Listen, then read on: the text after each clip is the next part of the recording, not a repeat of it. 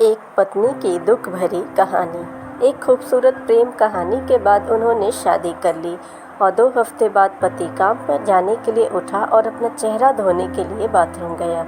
उसने आईने में देखा कि उसके चेहरे पर अलग अलग रंगों की कुछ शक्लें बनी हुई हैं। उसकी सीधी सादी बीवी, बचकाना और मासूम दिल रखने वाली, उसने सोते वक्त उसके चेहरे पर कुछ लिख दिया था। उसने इसे बड़े प्यार से अंजाम दिया था। वो उस पर हंसने के लिए तैयार थी। सुबह वह उसके पीछे दौड़ेगा, उसे पकड़कर उसके गाल पर चुटकी लेगा, फिर उसे कसकर गले लगाएगा और उससे कहेगा कि वो उससे बहुत प्यार करता है। फिर वो दोनों पूरे दिन उसके चेहरे पर हंसेंगे। उस बेचारी मासूम बीवी ने पिछली रात ही ऐसा सपना देखा था, लेकिन उसके पति ने गुस्से में अपना मुंह धोया और फिर किचन में कॉफ़ी पीने के लिए चला गया, जो वह रोज़ सुबह पिया करता था। उसकी पत्नी आज कॉफ़ी बनाना भूल गई थी, क्योंकि वह उससे थोड़ा सा झगड़ना चाहती थी। अपने पति के कुछ रोमांस की उम्मीदें थीं, जो उसने हमेशा फिल्मों में देखा था और किताबों में पढ़ा था।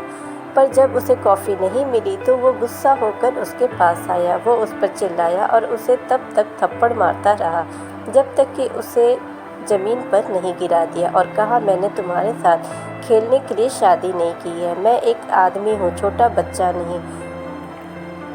मैंने एक परिवार बनाने के लिए तुमसे शादी की है, ताकि सभी की नज़रों में एक आदमी बन सकूं। पागल हो क्या तुम? प्यार और रोमांस की कहानियों की तरह जीना चाहती हो? जागो। तुम किसी फिल्म की हीरोइन नहीं हो। जो कहानियाँ तुम पढ़ा करती थी वो सब खत्म हो चुकी है। कहानियों से घर नहीं बनेगा और ना ही खाना बनेगा। ये कहानियाँ तुम्हारे बच्चों को नहीं पालेंगी। वह बेचारी मासूम बीवी खड़ी रो रही थी और अपने दुपट्टे से अपना आंसू पोंछ रही थी। पति ने उस पर चिल्लाते हुए कहा, आज मैं अपने दोस्तों को लंच पर बुलाऊंगा और मैं चाहता हूँ कि जब वो लंच पर आए तो सारा खाना तैयार हो जाए।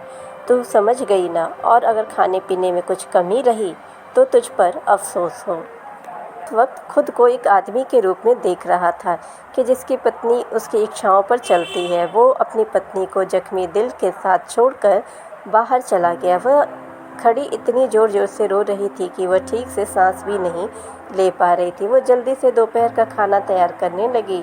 उसकी आंखों से बराबर आंसू बहते जा रहे थे। पति उस दिन काम पर नहीं गया, अपने दोस्त के घर चला गया। वो सोच रहा था कि उसने जो किया वो सही किया या गलत। वो अपने दोस्तों के साथ जाकर सब बताने लगा, आज मैंने अपनी बीवी को ये कहा, ऐसे डांटा, ऐसे मारा। लेकिन सौभाग्य से उसका दोस्त उसके जैसा नहीं था। उसने उसे अपनी बात पूरी करने की अनुमति नहीं दी और वो कहते हुए बीच में ही उसे रोक दिया, वाह व्हाट मैन यू आर। यह सब कैसी क्रूरता तुम्हारे अंदर भरी है? इस तरह तुम अपनी पत्नी के साथ व्यवहार करते हो? क्या तुम एक अच्छे पति हो? क्या तुमने ईश्वर के दूत को नहीं सुना? महिलाओं के प्रति दयालु रहो। महिलाएं कांच की बनी बोतल की तरह होती हैं। आपको उसके साथ नरमी से व्यवहार करना होगा, उसके प्रति दयालु होना होगा, उसके साथ कोमल होना होगा, उसे दुलारना होगा और उसे तोड़ना नहीं होगा। अरे यार, तुमने अभी कुछ समय पहले अपनी पत्नी से खाना पकाने और बच्चे की परवरिश के बारे में जो बताया था, वो सब मूल रूप से उसके साधारण कामों में से एक है, जिसे वो रोज़ करती है। और तुम्हारा उसके साथ दयालु और स्नेही होने से ही तुम्हारे लिए उसका प्यार और जुनून बढ़ेगा। वो आपको बताए बिना घर के वो सारे काम करेगी जो तुम चाहते हो। वो तेरी दासी नहीं है और ना ही वह घर की नौकरानी है। तूने भी उससे इसलिए शादी की है कि जब उसकी ज़रूरत पड़े तो तू उसे इस्तेमाल करे, वरना उसे कूड़े की तरफ फेंक दे। मेरे दोस्त, वो आपकी पत्नी है, आपका जीवन है, आपका सब कुछ है और परेशान मत करो। ईश्वर से माफ़ी मांगो और अपनी पत्नी के पास लौट जाओ। उसकी इज्जत करो और फिर कभी उसको तकलीफ़ न देना। पति दुखी हुआ, बहुत पछताया और अपने अंदर कुछ कमजोरी महसूस की। वो रो रहा था और अपने किए पर बहुत शर्मिंदा था। और फिर उसने पत्नी को यह बताने के लिए फ़ोन करने का फ़ैसला किया कि उसने अपने दोस्तों के साथ दोपहर का लंच कैंसिल कर दिया है और वो घर आ रहा है। वो उसके साथ बैठकर खाना खाएगा। वो उसे बहुत याद कर रहा है। फ़ोन की घंटी बजी, लेकिन उसने फ़ोन नहीं उठाया। उसने वापस कॉल किया, लेकिन किसी ने जवाब नहीं दिया। उसने कहा, कोई बात नहीं, शायद वह कामों में व्यस्त है, इसलिए वह फ़ोन नहीं उठा सकी। वह घर लौटा, घंटी बजाई, लेकिन अंदर से कोई जवाब नहीं आया। उसने अपने जेब में चाबी ढूंढी, लेकिन सुबह वह गुस्से में चाबी ले जाना भूल गया था। उसने खुद से सवाल किया, वो क्या कर रही होगी? उसने फिर से घर की घंटी बजाई, लेकिन किसी ने उसे जवाब नहीं दिया और अचानक उसका फ़ोन बजने लगा। फ़ोन करने वाला उसका साला था। उसने बताया, बहन ने मुझे फ़ोन करके बताया, भाई मैं ठीक नहीं हूँ, मेरी तबीयत बहुत ख़राब हो रही है, मुझे अस्पताल लेकर चलो। उसने बताया। बहन यह सब बताते हुए बहुत रो रही थी। वह कह रही थी कि भाई जल्दी से आ जाओ, मुझे बहुत डर लग रहा है। यह सब सुनकर उसके पति का दिल इस ख्याल से रुक ही गया था कि उसके साथ बुरा हुआ है। उसने एक टैक्सी रुकाई और अस्पताल चला गया। वहाँ उसे उसका पूरा परिवार मिला। उनके चेहरे पर उदासी छाई हुई थी। उसने सोचा कि वे उससे गुस्से से मिलेंगे क्योंकि उसकी पत्नी ने उन लोगों से उसकी शिकायत की होगी, लेकिन थोड़ी देर के बाद उसको लगा कि उसकी पत्नी ने किसी को कुछ भी नहीं बताया है। वह भी उसके साथ इंतज़ार करने लगा। कई घंटों बाद डॉक्टर उनके पास आए, सिर झुकाए और उनसे कहा, आई एम सॉरी, हमने बहुत कोशिश की लेकिन हम उसे बचा नहीं पाए, हमें बहुत अफसोस है, वह मर गई है।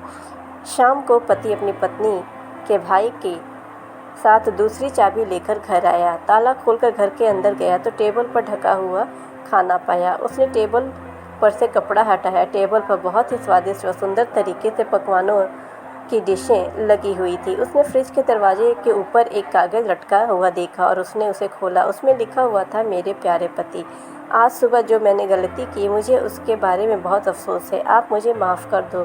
मैं आपसे बहुत मोहब्बत करती हूँ। मैं चाहती हूँ कि आप मुझे गले लगाकर मुझसे कहें कि मैं तुमसे बहुत मोहब्बत करता हूँ, लेकिन मैं अपने चुलबुलेपन की वजह से नहीं समझ पाई कि आप मेरी इस हरकत पर बहुत गुस्सा होंगे।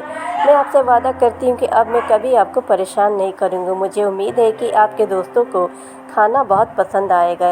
ये उस आदमी के लिए शर्म की बात है जो अपनी बीवी से प्यार तो करता है लेकिन यह भूल जाता है कि उस पर दया करना और उससे मोहब्बत करना ईश्वर ही का एक आदेश है। अपनी बीवी को याद रखो, घर जाओ तो मुस्कुराओ, तुम्हारी बीवी भी मुस्कुराएगी। और मुझे पता है कि एक खुशहाल घर बनाने के लिए धैर्य, ईमानदारी और प्रेम की आवश्यकता होती है। ऐसे ही घर नहीं बनते। घर बनाने के लिए अपने फ़र्ज को निभाना पड़ता है, त्याग करनी पड़ती है, सबकी खुशी का भी ख्याल रखना पड़ता है। तब जाके एक आदर्श घर बनता है। तब आप सभी को खुश रख पाएंगे। ऐसे ही मोटिवेशनल वीडियोस के लिए आप चैनल को सब्सक्राइब करें, नोटिफिकेशन बेल दबाएं ताकि हमारी हर वीडियोस आप तक पहुंचती रहें। वीडियो को ज़्यादा से ज़्यादा लाइक और शेयर करें। मिलते हैं ऐसे ही एक इंटरेस्टिंग कहानी के साथ। Thanks for watching.